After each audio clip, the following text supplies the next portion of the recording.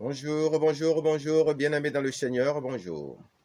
Le Seigneur Jésus-Christ m'aime, j'aime le Seigneur Jésus-Christ, et parce que j'aime le Seigneur Jésus-Christ, je vous aime, vous les brebis du Seigneur Jésus-Christ. Si tu m'aimes, paie mes brebis, je paie les brebis du Seigneur Jésus-Christ de Nazareth.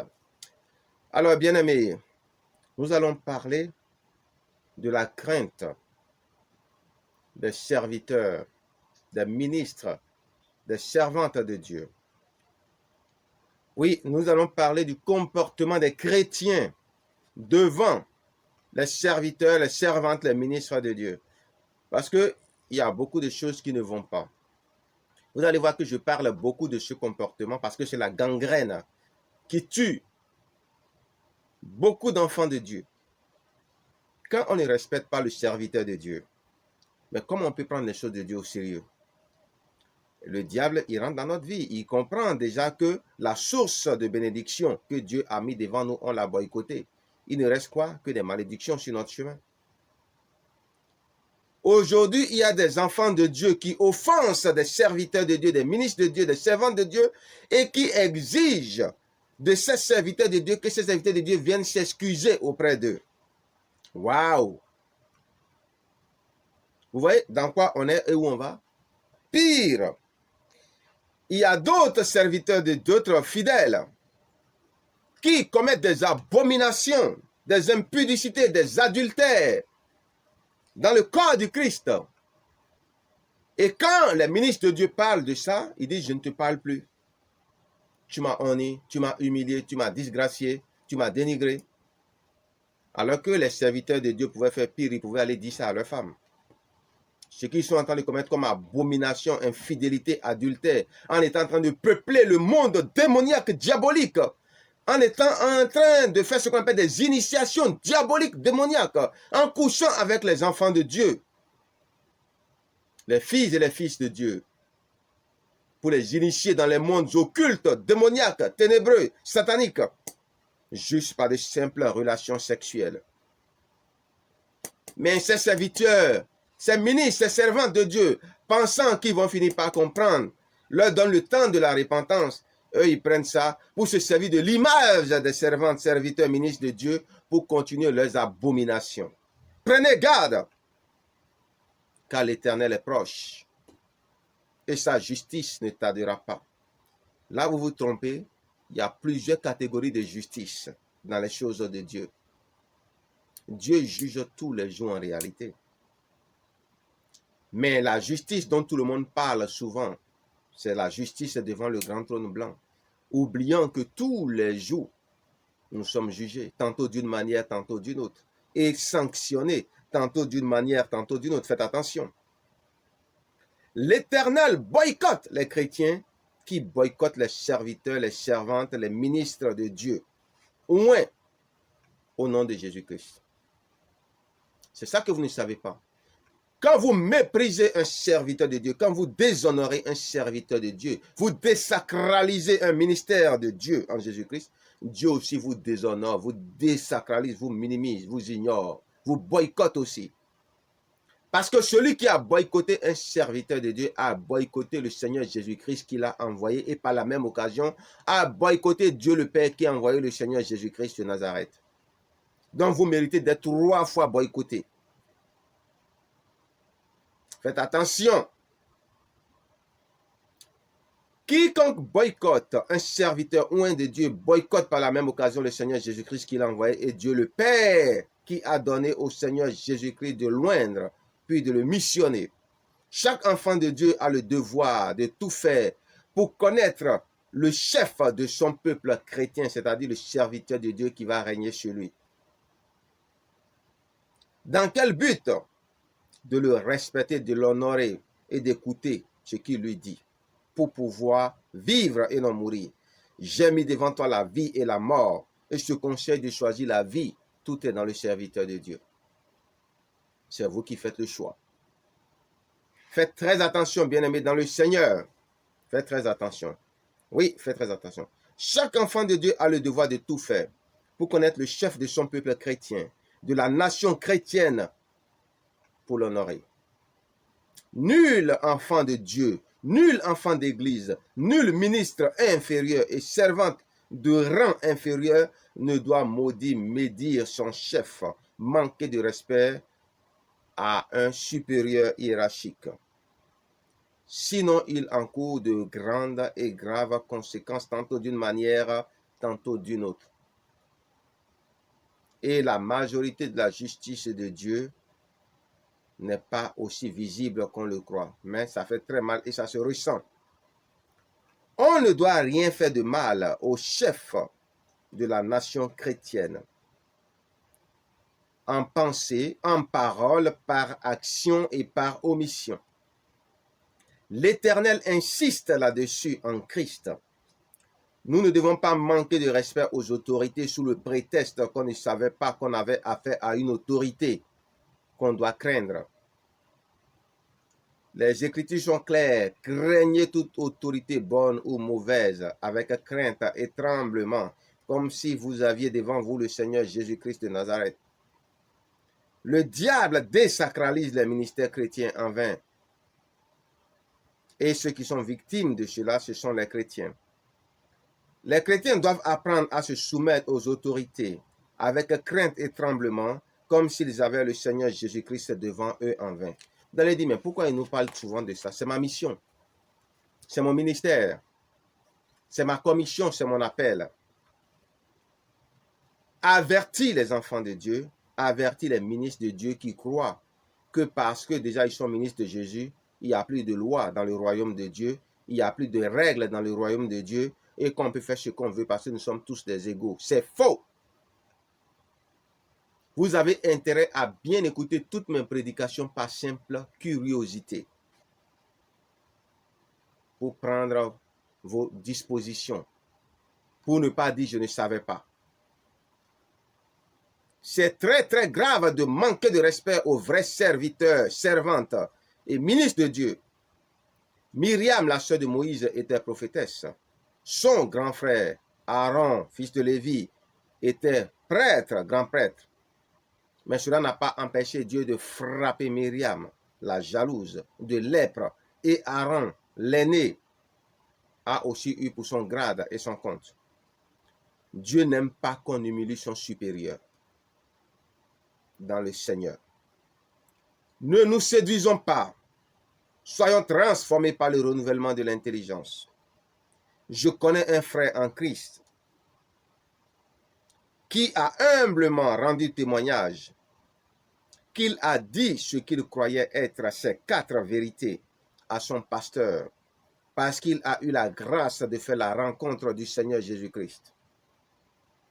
Et ce frère, je crois qu'il vous a aussi enseigné qu'il faut faire attention à manquer de respect aux serviteurs de Dieu parce que Dieu ne rigole pas avec, même s'il est lent à réagir.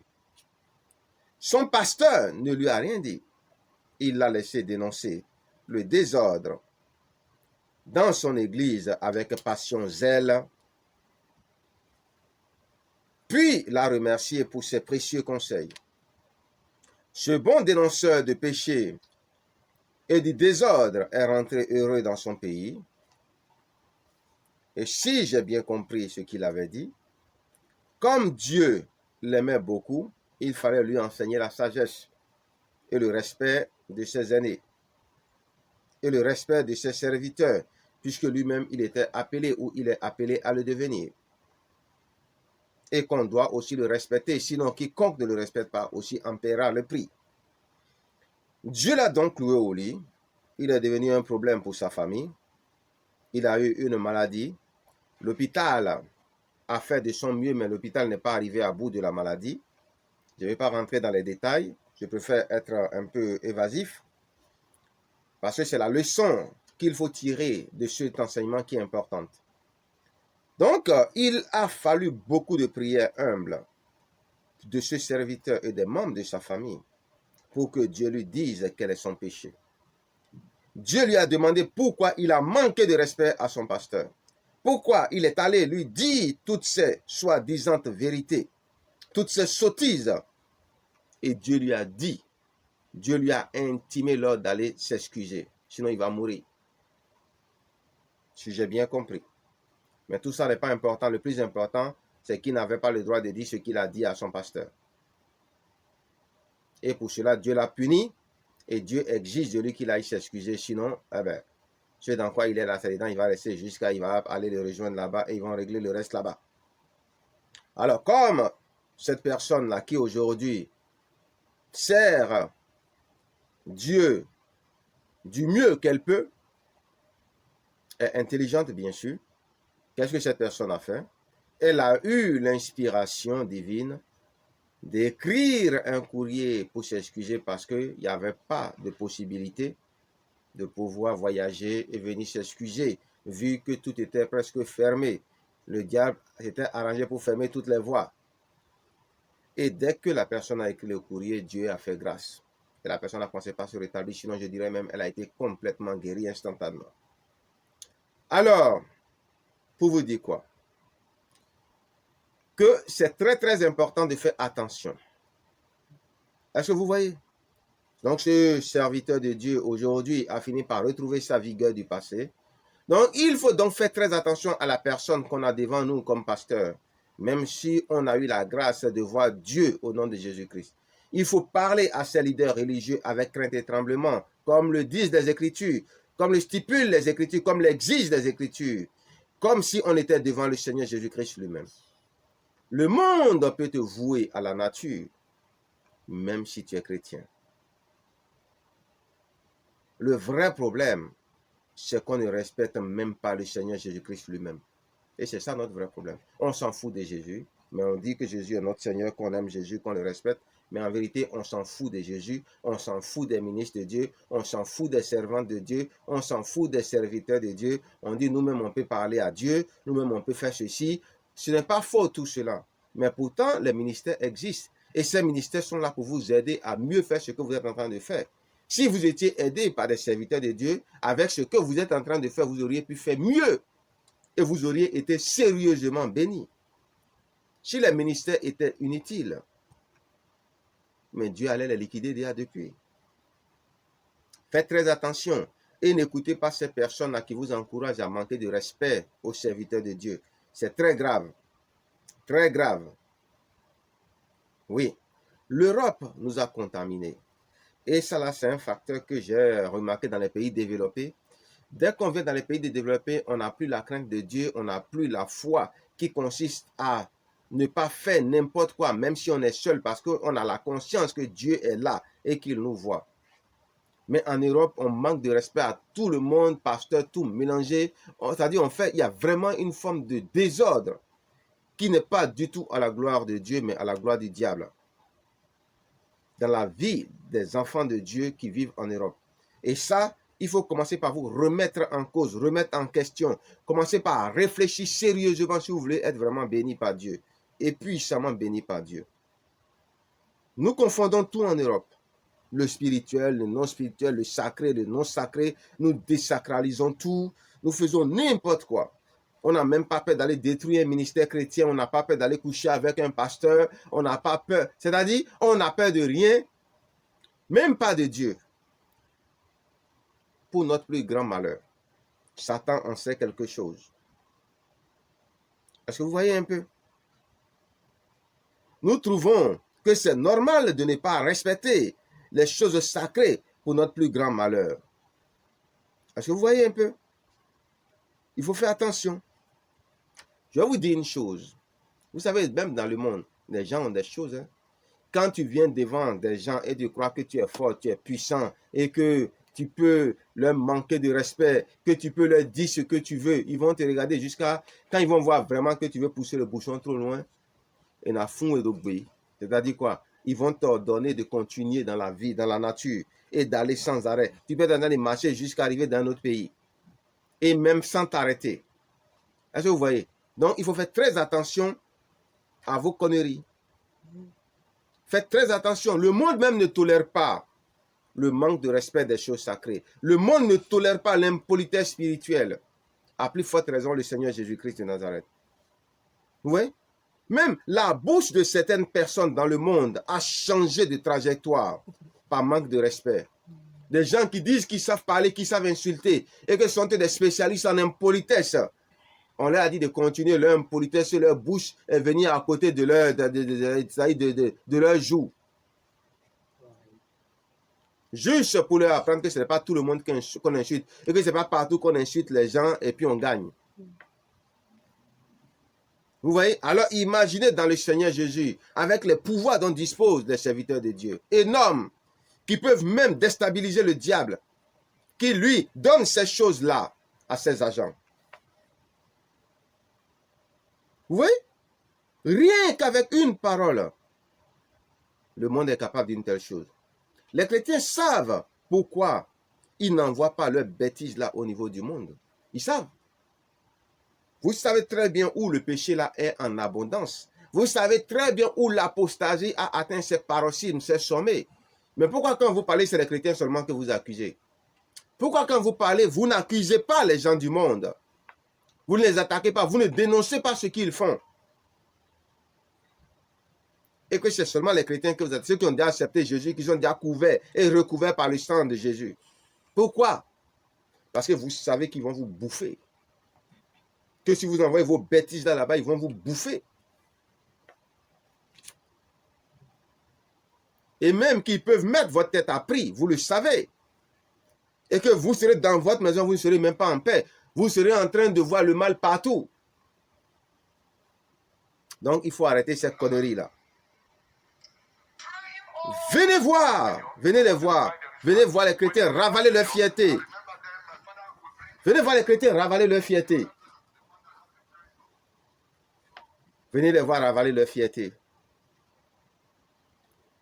Venez les voir ravaler leur fierté. Venez les voir. Quand ils sont dans le monde, venez voir comment ils se comportent comme des agneaux, plus doux même que les agneaux. Mais quand ils arrivent devant les chrétiens, c'est là ils bombent le torse. C'est là ils ont des choses à dire. C'est là ils savent dénoncer des choses. C'est là ils savent critiquer. C'est là ils savent critiquer. Oui, c'est là ils savent critiquer. Les chrétiens savent pourquoi ils n'envoient pas leurs bêtises là dans le monde, au niveau des mondains. Venez les voir. C'est en Christ que tout leur est permis, pas dans le monde. Et ils le savent. Arrêtez ces méchancetés sans nom. Le siège du péché, c'est le monde. Ceux qui seront jugés, ce sont eux. Ceux que vous avez le droit de juger, ce sont eux. Ceux à qui vous devez demander de se repentir, ce sont eux avant qu'il ne soit trop tard. Passez l'heure de minuit, ce sont eux. Ce n'est pas ceux qui ont déjà accepté Jésus. Ceux qui ont déjà accepté Jésus, il faut les encourager dans leur masse résolue et leur demander de faire des efforts pour éradiquer systématiquement le péché dans leur vie. En sachant que nous n'avons pas tous les mêmes compétences. Allez-y si vous êtes vraiment des garçons ou des femmes. Courageuses ou courageux, comme vous le dites. Foutez la paix aux chrétiens. Dites-leur simplement ce que vous pouvez leur dire qui va leur donner d'être bénis dans le Seigneur Jésus-Christ de Nazareth. Et c'est ce que moi je suis en train de leur dire. Ce sont des petites choses qu'ils font et ils ont le sentiment que ça n'a pas de conséquences graves. Mais après, ils sont étonnés que rien ne va dans leur vie. Pourtant, ils sont dans le Seigneur, ils veulent être bénis, ils ne sont pas bénis. Moi, mon rôle, c'est de leur dire ce qu'ils font, qu'on ne doit pas faire, qui entraîne leurs problèmes. Ceux qui veulent écouter, ils vont écouter et leur vie va changer. Mais ceux qui ne veulent pas écouter, ils vont continuer. Qu'est-ce que je peux faire? Je ne peux rien contre eux. Abiram, Dathan, Corée, ils en savent quelque chose. Ils en savent beaucoup. Lorsqu'ils ont manqué de respect, comploté contre Moïse, et Dieu, pour leur montrer qui a mis l'eau dans le coco, les a tous enterrés, vivants, par le pouvoir de sa puissance. Myriam, Aaron, le sacrificateur, en savent aussi quelque chose. Quand on manque de respect à un serviteur de Dieu, ce qui peut se passer, on devient impur. Élie, le sacrificateur, et sa famille en savent aussi quelque chose. Tous liquidés presque, à cause de leur iniquité et des faiblesses d'Élie, le sacrificateur. Laban, le frère de Rebecca, la mère de Jacob, en sait aussi quelque chose, quand il a voulu se montrer plus malin que Jacob, ce qui Dieu avec la main. avaient la main. Ananias et Saphira en savent aussi quelque chose.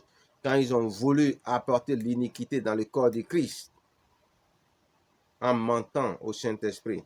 Vous qui regardez les serviteurs de Dieu, les ministres de Dieu, les servants de Dieu dans les yeux pour leur mentir, quand vous êtes en train de commettre des bêtises et que le serviteur de Dieu vous attire votre attention dessus, et vous le regardez droit pour lui mentir sous prétexte qu'il n'y a rien là, faites attention. Souvenez-vous d'Ananias et Saphira, pour que cela vous serve de leçon. Celui qui a couché avec la femme de son père, que l'apôtre Paul a voué à Satan, en sait aussi quelque chose. Sa chair a été vouée à Satan pour que son âme soit sauvée. L'apôtre Paul lui-même en sait quelque chose avec les écailles, ces échardes, quand on s'en prend aussi aux chrétiens, aux serviteurs de Dieu. Nebuchadnezzar en sait quelque chose quand on se fout de la gueule de Dieu. En s'en prenant aux serviteurs de Dieu, c'est aussi se foutre de la gueule de Dieu.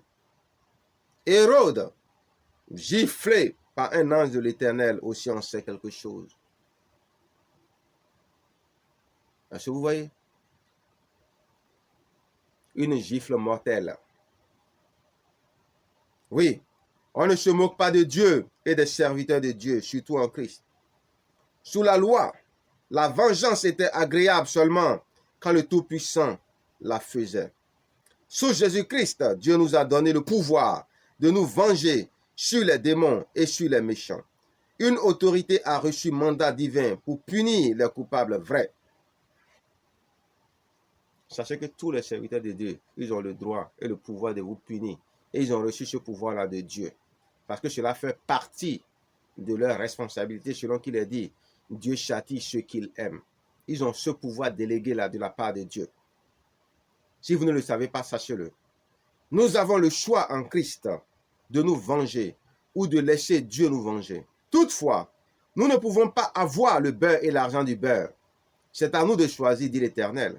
Soit on se venge et Dieu ne nous venge plus, soit on ne se venge pas et on laisse Dieu nous venger, selon qu'il a dit, à moi la vengeance, dit le Seigneur. Les hommes aiment à dire souvent, en même temps est mieux. Pour Dieu, là, ça dure. C'est vous qui voyez. Ça dure, mais c'est agréable pour Dieu.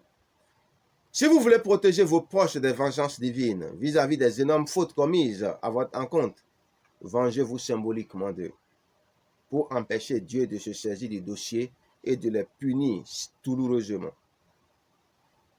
Si Dieu vous venge, vous risquez de beaucoup dépenser d'argent dans la vie des mêmes personnes qui vous ont manqué de respect. Eh ouais, c'est l'un des prix à payer. Ouais. Après tout, c'est à vous de décider, à vos risques et périls, de quel type de vengeance vous voulez. Dieu nous demande de regarder ce qui se passe dans le monde et de tirer des leçons.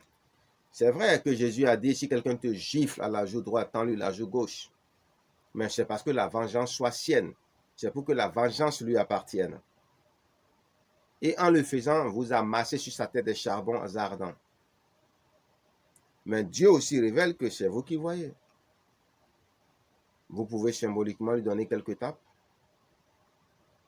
c'est-à-dire lui faire quelque chose aussi, ou vous pouvez ne rien faire, ou peut-être même intercéder sérieusement pour que Dieu laisse tomber.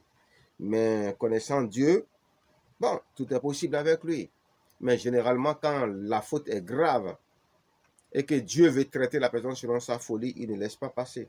Il peut atténuer la sanction, mais il corrige, parce que s'il laisse passer, la personne va continuer. Eh ouais, ça là, sachez ça. Sachez-le. Après tout, c'est à vous de décider.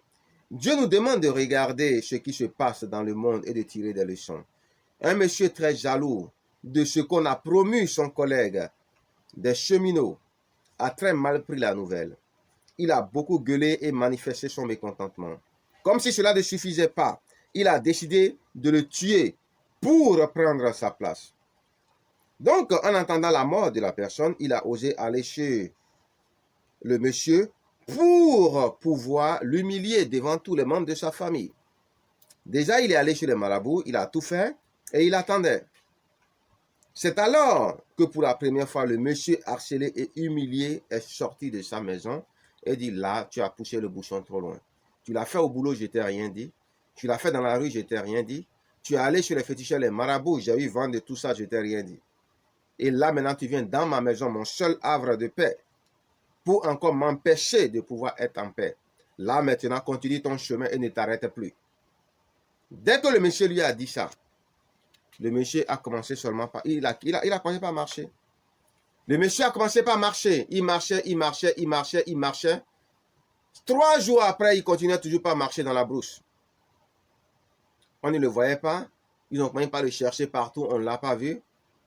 Et maintenant, c'est là que les membres de la famille du monsieur viennent voir le monsieur. On dit, vu comment il était remonté, il y avait de grandes chances à penser qu'il est venu par ici.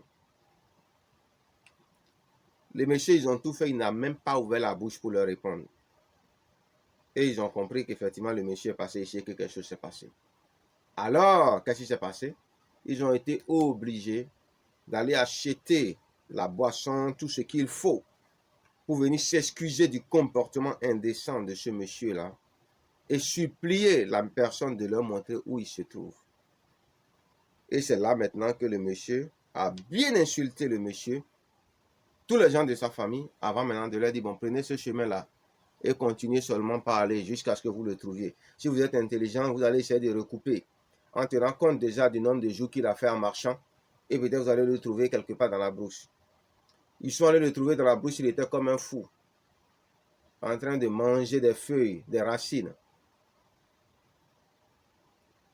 Et c'est là qu'ils l'ont ramené à la maison. C'est ainsi que cet aventurier, ce gueulard, ce tonneau vide est rentré dans la brousse, en allant de brousse en brousse. Comme à la dernière rencontre, les parents du monsieur savaient tout ça. Voilà, le monsieur les a aidés et finalement, ils l'ont retrouvé. Est-ce que vous voyez? Et il y a beaucoup d'autres choses. J'ai aussi vu des gens interdire à d'autres personnes d'entrer dans une maison en leur déniant tout droit suite à des litiges. Et la personne passe à côté de la maison, la personne ne peut pas rentrer dans la maison. Vous voyez comment dans le monde il y a des choses. Alors imaginez en Christ ce qu'il peut avoir. On n'a aucune idée du pouvoir réel des chrétiens. Et tout ça là, c'est rien du tout devant un chrétien. Un vrai chrétien, c'est rien devant lui. Parce que toutes ces choses-là, ça ne marche pas avec un chrétien. Si tu es un vrai chrétien authentique qui a le Saint-Esprit, qui fait de l'Éternel tes délices, ça ne marchera pas. Mais toi, ce que toi tu vas dire, ça va marcher.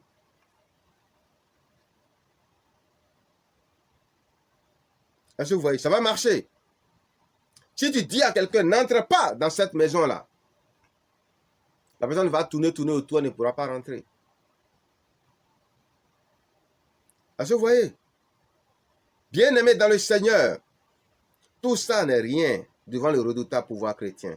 Les chrétiens sont 7 fois 77 fois encore plus puissants et virulents que tout ça. Méfiez-vous de manquer de respect aux chrétiens, surtout aux enfants ministres de Dieu. Certains grands hommes de Dieu sont encore plus puissants qu'on le croit. À tel point qu'on croit que c'est le diable qui lui a donné, alors que les personnes ridiculisent, humilient le diable tout le temps. Vous pensez que le diable, il est stupide, qui va accepter de rentrer dans un complot où on le ridiculise, on l'humilie tous les jours, on le maudit tous les jours? Quel agent de Satan vous avez vu se comporter comme ça? Le diable, il est très à cheval sur le respect de sa personne, de son image. Il ne permet pas ça.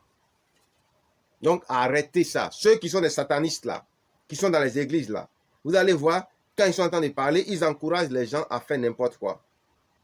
Mais jamais à avoir la crainte de Dieu, jamais à humilier, ridiculiser le diable, parce qu'ils savent très bien ce qui va leur arriver. Cela est interdit. Donc, si vous ne savez pas de quoi vous parlez, il faut vous taire.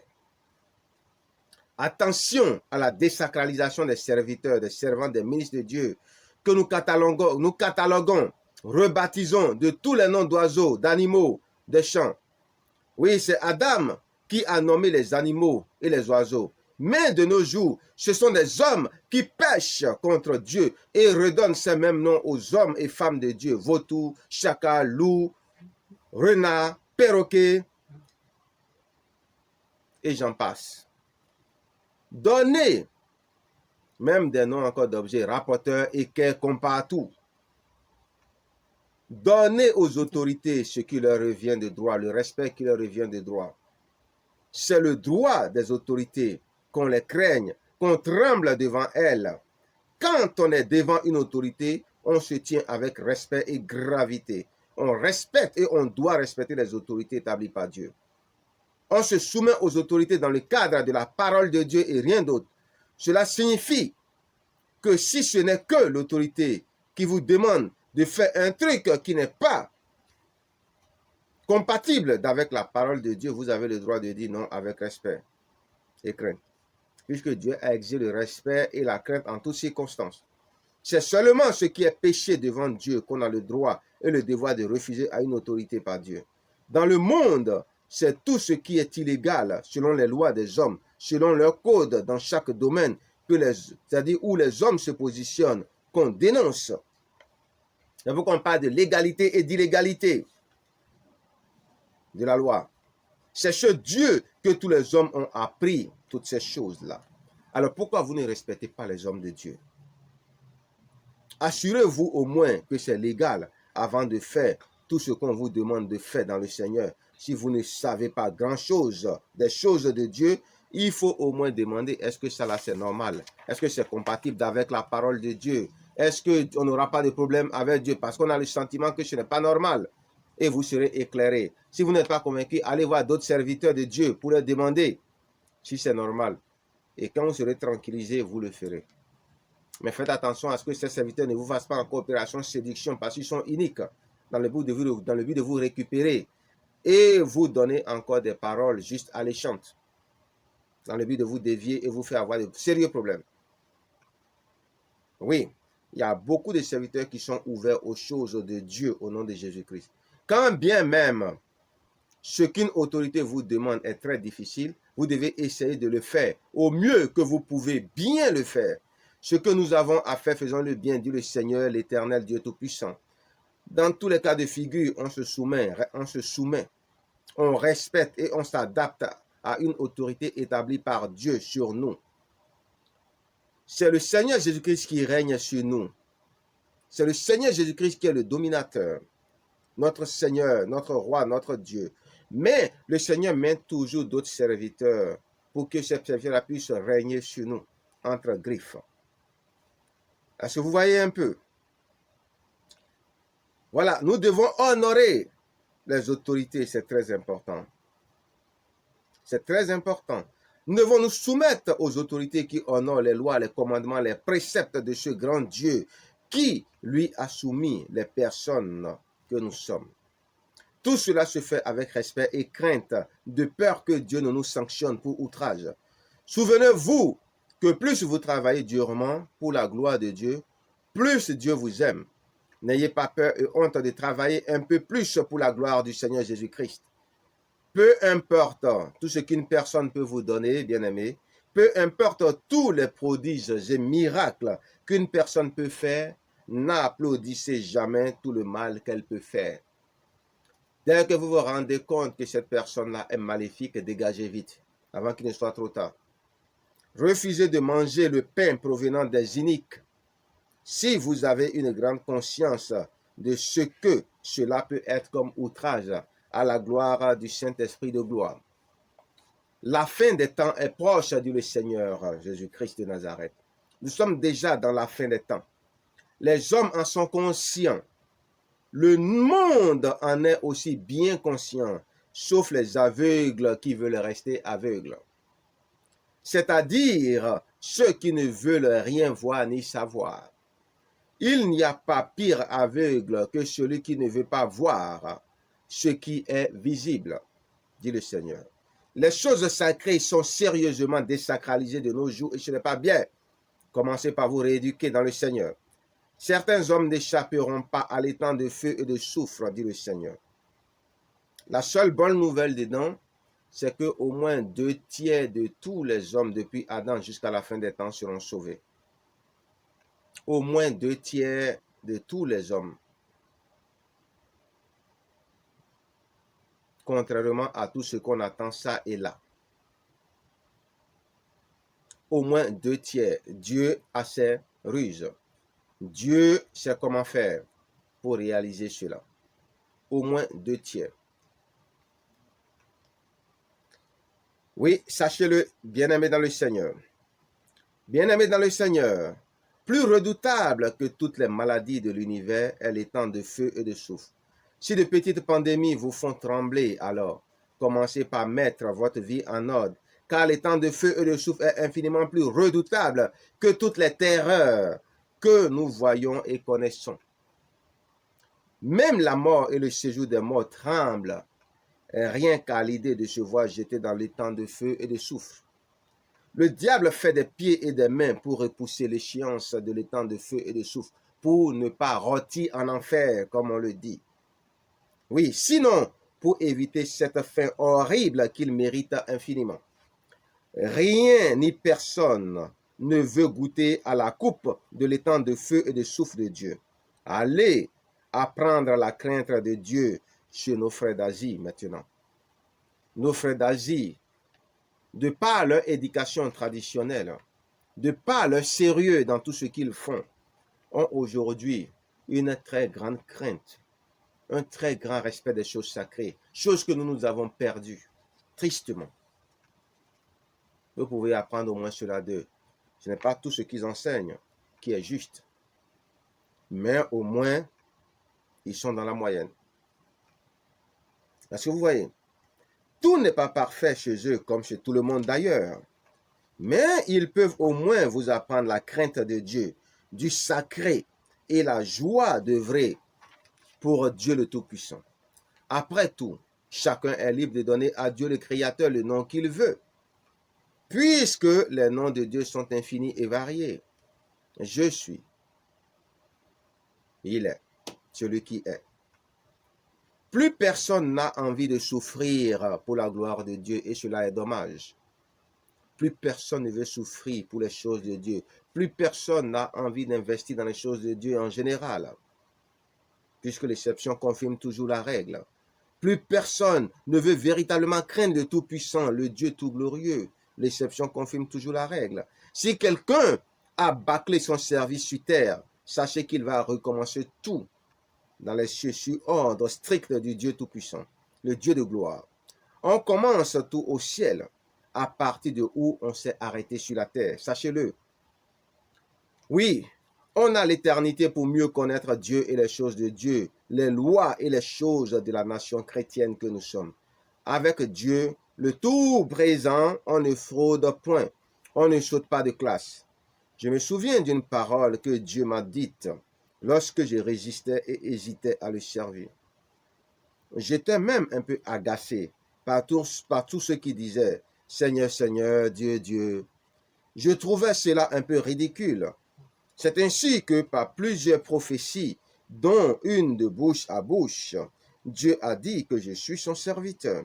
Dieu a dit que quand l'heure viendra, je vais me lever.